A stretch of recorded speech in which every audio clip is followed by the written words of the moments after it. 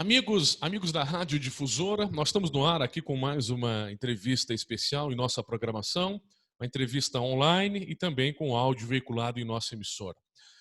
Estamos aí vivendo esse abre e fecha no modelo do distanciamento controlado, protocolado pelo governo do estado e que tem trazido vários impactos.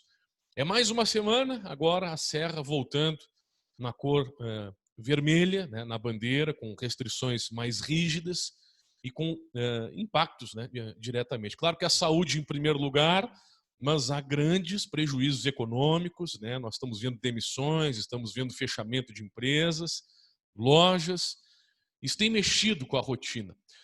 Hoje nós queremos conversar aqui na nossa programação, vereador de Farroupilha, também médico, o Dr. Tiago Brunet, que há alguns dias, né, tem se manifestado, inclusive na tribuna, e alguns vídeos seus, né, de suas manifestações, têm ganhado grandes compartilhamentos pela sua tese, né, e pelas suas opiniões, né, e não é apenas uma opinião naturalmente política, é uma opinião médica, né, de que o vírus está aí, que nós sabemos, e que nós temos que enfrentar o vírus, né, ir à luta.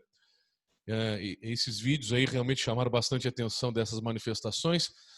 Bem, doutor Tiago e vereador, bem-vindo aqui à Difusora. Mais uma semana de bandeira vermelha. E aí, o amigo mantém essa tese aí, né, do problema do abre e fecha. O que dizer para quem está nos acompanhando? Bem-vindo, doutor. Bom, um bom dia a todos os amigos da Rádio Difusora, um bom dia a você, Felipe, e a todos aqueles que nos prestigiam nesse momento. É um prazer sempre estar diante da mídia prestando informação. Esse é o meu papel como vereador e médico. Eu tenho dito que nós médicos, talvez a maior ferramenta que nós temos é a ferramenta da informação.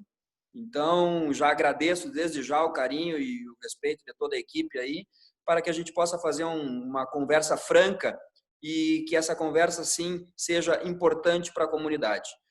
O meu entendimento, Felipe, com relação a tudo isso que tem acontecido, e eu quero começar aqui falando que o vírus é invisível, né? O vírus a gente não enxerga.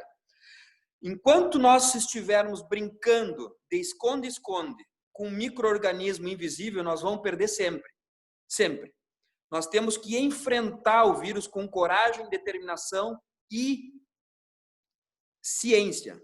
Como que a gente vai fazer com que um vírus se torne visível? Testando.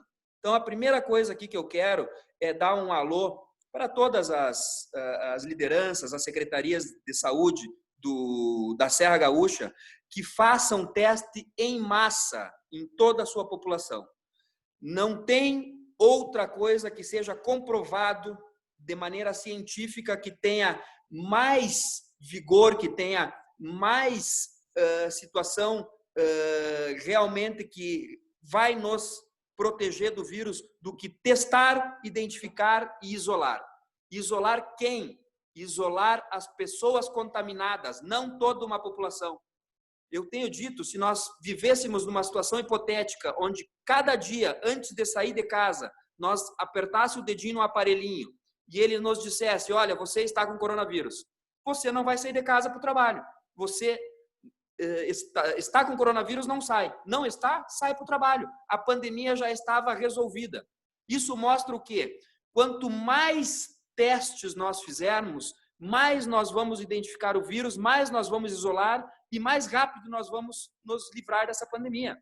Assim fez a Coreia do Sul, assim fez alguns países que se deram bem e que conseguiram rapidamente contornar a pandemia. Não é o Tiago que está dizendo, o Tiago só se debruça em cima dos livros, em cima de informações, e nós temos que aprender com os erros dos outros e aprender com os acertos dos outros.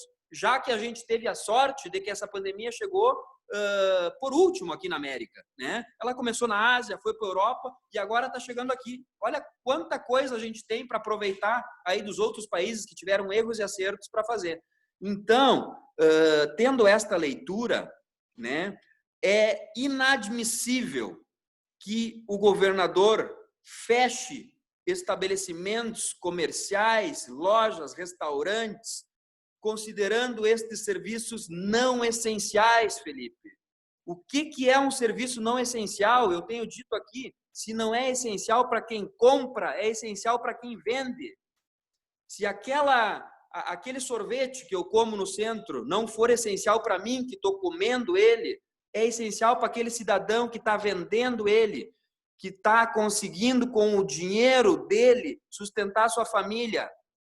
Então, não existe nada científico que nos mostre que depois que o vírus está circulante, que depois que o vírus já é comunitário, nós irmos para a nossa casa e ficar amedrontado, e ficar depressivo, e ficar em pânico em casa, vai adiantar alguma coisa.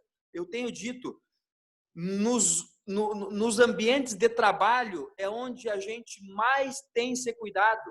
Eu estou no meu consultório aqui, eu tenho certeza que se eu, porventura, vir a me contaminar, não vai ser aqui, onde eu estou usando álcool gel a cada paciente, onde eu limpo a sala, onde eu uso máscara, onde eu tenho o distanciamento social, eu me cuido. Então, assim, quanto mais tempo eu ficar trabalhando, mais tempo eu estarei protegido. Ninguém no seu trabalho, na sua loja, no seu restaurante, quer que o outro se contamine, porque sabe que isso não é bom. Não é bom para a saúde e não é bom para os negócios.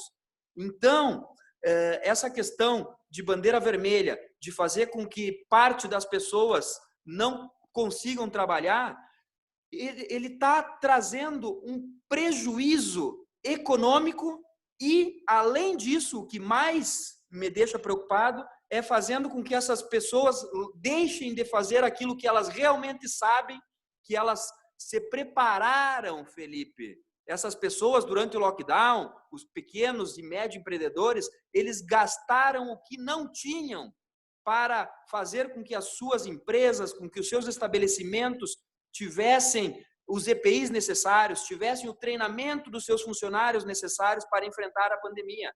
E aí, depois de tudo isso feito, o governador vem e diz que agora tudo aquilo que foi feito não adianta mais, que é para eles ir para casa e se cuidar em casa.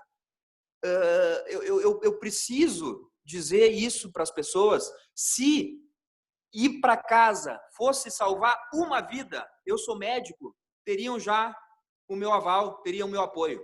Mas não. No meu entendimento, isso vai piorar a situação. As pessoas vão ir para casa desempregadas, desesperadas, e vão fazer aquilo que não estão acostumados a fazer. E aí sim, a taxa de contaminação pode aumentar. Então, doutor, fazer uma pergunta.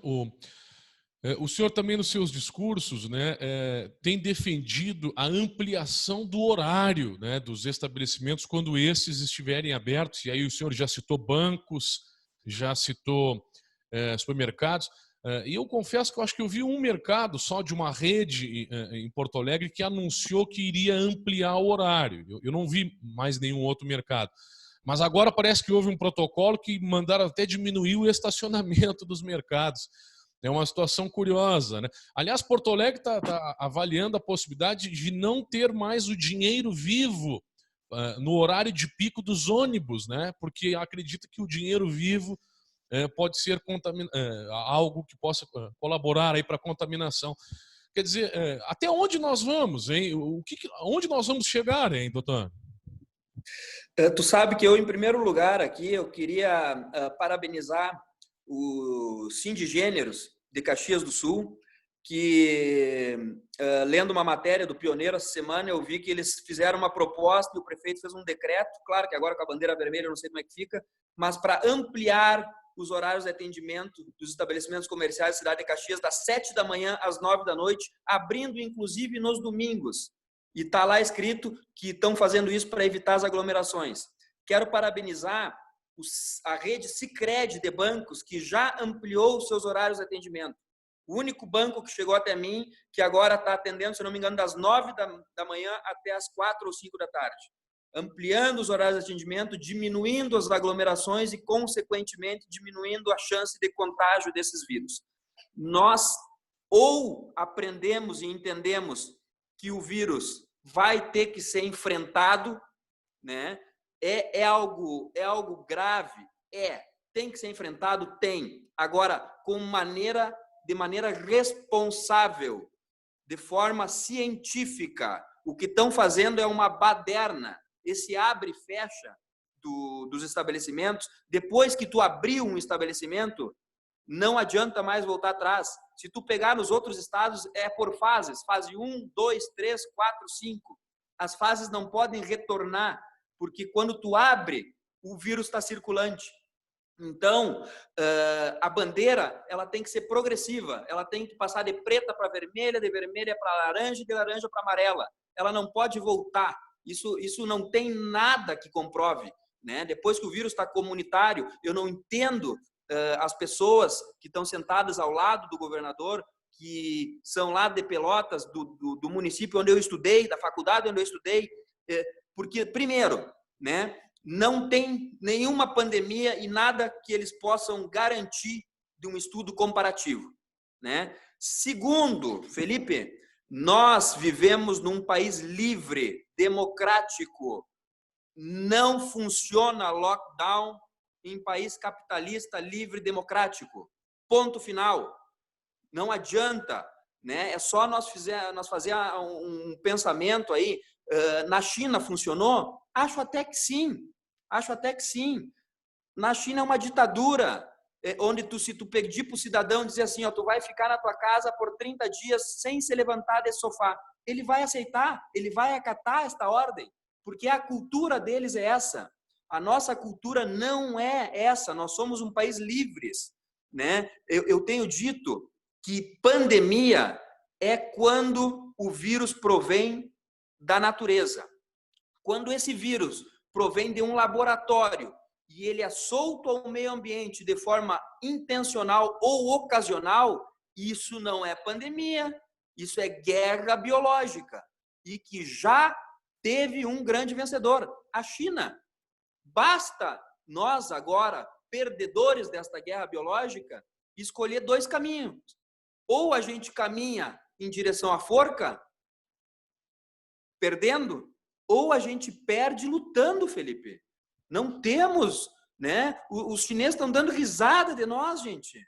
Olha a lambança que eles fizeram no mundo inteiro. E eu não vejo a ONU se manifestar, eu não vejo a OMS se manifestar, eu não vejo as instituições de ordem mundial que deviam estar penalizando a China, que deviam estar tentando descobrir o que realmente aconteceu. Ninguém fala nada.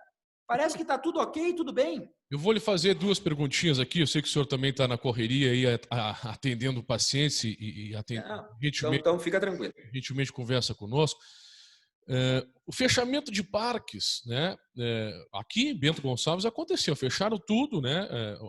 Atividades onde as pessoas praticavam esporte, mas alguns, infelizmente, não estavam respeitando, né? Não estavam usando máscara, haviam aglomerações e aí fecharam tudo, né? Fecharam aqui locais de atividade física que seriam ao ar livre. Eu queria uma opinião sua a respeito e também sobre a questão das aulas, né? Que é uma pauta que não termina. O senhor, como médico, tem uma opinião a respeito dessas duas temáticas, doutor? Bom, em primeiro lugar, com relação aos parques, nunca deveriam ser fechados, tá? Nunca, nunca. Eu tenho lido, tenho me dedicado a estudos, né, dioturnamente, e é comprovado já por vários trabalhos americano, europeu, que ao ar livre dificilmente são raros os contágios que ocorrem ao ar livre, raríssimos. Então, gente, vão lá, né? O vírus não é canguru, o vírus não pula, né? O vírus, tu mantendo um distanciamento social de 1,5 metro, ele não chega até outra pessoa. E no ar livre ele evapora, ele não fica no ar livre.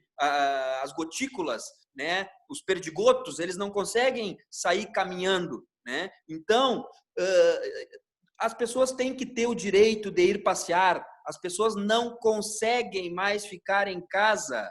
Não é o meu desejo, é o meu entendimento. E é isso que eu gostaria que o nosso governador tivesse, o entendimento do seu povo. O governador é aquela pessoa que, para governar, ele tem que conhecer o seu povo.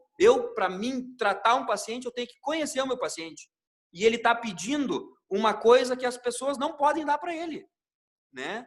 Nós não podemos mais, nós não conseguimos mais, nós não temos cabeça para ficar em casa trancafiado, né? Então, gente, primeiro, abram os parques, deixem as pessoas ir se divertir um pouco, respirar um pouco dali, pegar um pouco de sol, de vitamina, de ventilar, arejar suas ideias, né? Em vez de ficar em casa confinado, que não vai adiantar nada. Se alguma casa de alvenaria servisse para nos proteger contra o vírus, nós não teríamos tantos casos já no mundo inteiro, né? Então, primeiro, isso aí é inadmissível fecharem os parques. Essa é a minha ideia com relação aos parques. Segundo, com relação às escolas. Gente, o segundo grau e os cursos superiores já deveriam ter voltado há muito tempo. Ah, mas e as crianças? As crianças eu até acho que não, tá? Por quê? Porque, na verdade, nós temos que enfrentar o vírus, e eu tenho dito isso, fazendo 4 situações. Evitando aglomeração, mantendo o distanciamento social, usando máscaras e usando álcool gel frequentemente. Se nós fizermos estas 4 coisas, eu tenho certeza que a chance que nós temos de nos contaminar, ela é mínima. Ela é mínima. Acreditem nisso, tá? E as pessoas dos cursos superiores e do segundo grau, eu tenho certeza que têm idade suficiente para entender o que tem que fazer, os protocolos que tem que fazer para que não sejam contaminados. Então, assim, ó, a nossa escola pública, né, que já tem uma diferença grande da escola privada, ela não está tendo aula. Os privados estão tudo em aula no Zoom, aula por videoaula, eles estão conseguindo. Vai ter o Enem aí para frente, a escola pública vai levar um pau com relação às escolas particulares. Me desculpa a palavra, mas é isso aí que vai acontecer. Nós estamos aumentando a distância da forma e da qualidade de ensino entre o ensino público e o ensino privado. Essa lacuna de 3, 4 meses que as nossas crianças e as pessoas e os nossos adolescentes não estão indo na aula, vai ter uma repercussão ali na frente, viu? Isso tem custo, né? Eu sou de um partido em que nós tivemos um dos maiores líderes que defendeu a educação, que era Brizola. O Brizola, ele dizia que a única forma de independizar um homem é através da educação, não tem outra. E nós estamos aí com 3 a 4 meses sem ter aula. Nós já somos um país em que o nosso nível de educação é ruim. Tu acha que não vai piorar? Tu acha que isso vai sair de graça? 3, 4 meses sem aula e vai estar tudo bem. Isso vai repercutir nos índices ali na frente e vai repercutir, inclusive, nos índices de conhecimento, de todos os índices sociais, socioeconômicos nossos. Porque eu tenho dito isso, né? Nós estamos aí com um monte de gente sendo desempregado e o desemprego leva ao empobrecimento da população. E o empobrecimento da população leva a um grave problema de saúde pública. Doutor, fazer uma última pergunta aqui. Claro, o senhor como uma figura pública, né, política, mas também médico. Até essa semana eu tive a oportunidade de fazer uma entrevista. Fizemos 2 entrevistas, né, na emissora, né, trazendo o contraponto, né, do Dr. Pedro Alau, que é o reitor da UFPEL, epidemiologista, está coordenando um estudo nacional, né, contra a Covid-19, né, o lado epidemiológico, e trouxemos também o médico e deputado federal Osmar Terra, que sempre foi um crítico, né, do isolamento social desde o início da pandemia. E eu até perguntava ao deputado, e eu vou lhe fazer uma pergunta semelhante, porque o deputado perguntava a ele, digo, olha, o senhor tem ganhado mais apoio ou mais reações adversas às suas opiniões, né? Porque tem alguns que estão entendendo que ele está louco e assim por diante, outros estão o apoiando. E a pergunta semelhante que eu faço ao senhor, porque o senhor também é médico, né? É vereador.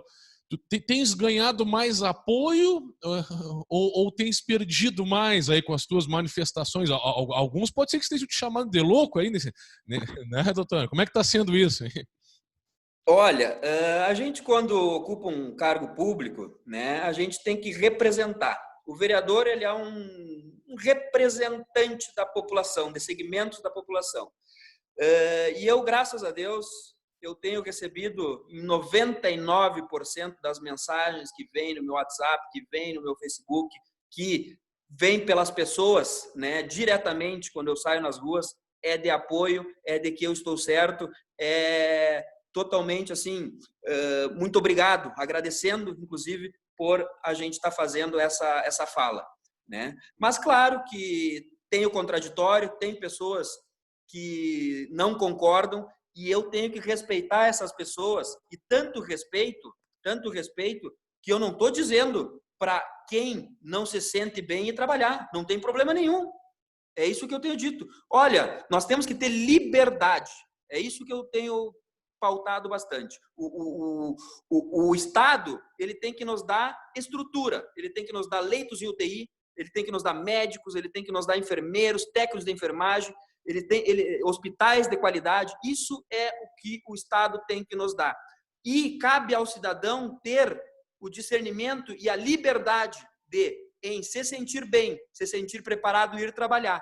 Ou não, eu estou com medo, eu não estou bem, eu acho que eu posso me contaminar. Por favor, se você estiver com dúvida, fique em casa, se assim se sentir bem. Mas muitos não estão mais se sentindo bem ficando em casa. Esta é a grande realidade. Quem está lá no litoral gaúcho, que são os grandes funcionários públicos, não sentem o que a imensa maioria de diaristas, de ocasionais, de trabalhadores que ganham o dia a dia estão sentindo, Felipe. Esta é a grande verdade. Ok. Doutor Tiago, obrigado, viu, pela tua gentileza de falar conosco aqui na Rádio Difusora, na saúde para todos nós aí nesse enfrentamento. E vamos aguardar a próxima bandeira aí, né? Na próxima semana é o que nos resta por hora e seguir todos os cuidados. Um grande abraço, viu? Bom trabalho, viu? Muito obrigado, Felipe. Muito obrigado aos amigos da Rádio Difusora. A bandeira que nós temos que levantar é a bandeira da necessidade, da verdade e da democracia. Essa é a bandeira que deve ser levantada. Muito obrigado e um grande abraço a todos.